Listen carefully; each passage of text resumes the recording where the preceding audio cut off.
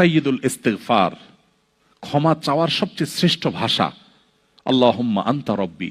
কত মধুময়, কত অর্থবহ, কত ঈমান জাগানিয়া, কত আপনার ঈমানি স্বাদ জাগ্রত করার মতো একটা দোয়া। আল্লাহুম্মা আনতা রব্বি, আল্লাহ আপনি আমার রব, আপনি আমার পালনকর্তা।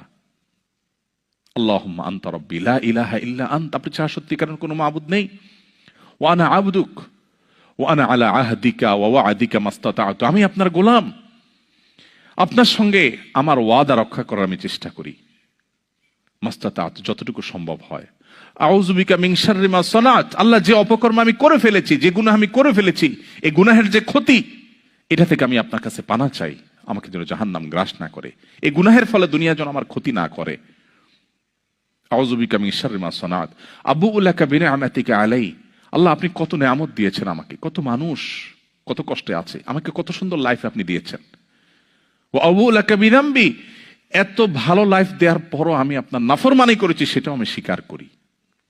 ফাগফিরলি, অতএব আপনি আমাকে ক্ষমা করে দিন। ফাইন্নাহু লা ইয়াগফিরুয যুনুবা ইল্লা আনত, কারণ আপনি ছাড়া আর কেউ ক্ষমা করে না। ভাইরা আমার, আল্লাহর কাছে চোখের পানি ফেলে সিজদায় গিয়ে একটু মাঝে মধ্যে একটু চোখের পানি ফেলে দোয়া করে কেঁদে কেটে দেখবেন, আল্লাহর কসম পৃথিবীর কোনো কিছুতে এত স্বাদ নেই আল্লাহর কাছে ক্ষমা চাওয়ার যে স্বাদ।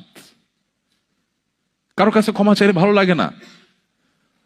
আল্লাহর অলৌকিকত্ব যে তার কাছে ক্ষমা চাইলেও আপনার অন্তর দেখবেন, একটু চোখের পানি ফেলে যদি 2 মিনিট দোয়া করার সুযোগ পান, যখন উমরা যান, রমজানে যখন দোয়ার সুযোগ হয়, অথবা সারা বছর যেটা হওয়া উচিত, এই দোয়ার পর যে ফিলিংসটা হয় সেটা খুবই তৃপ্তিদায়ক।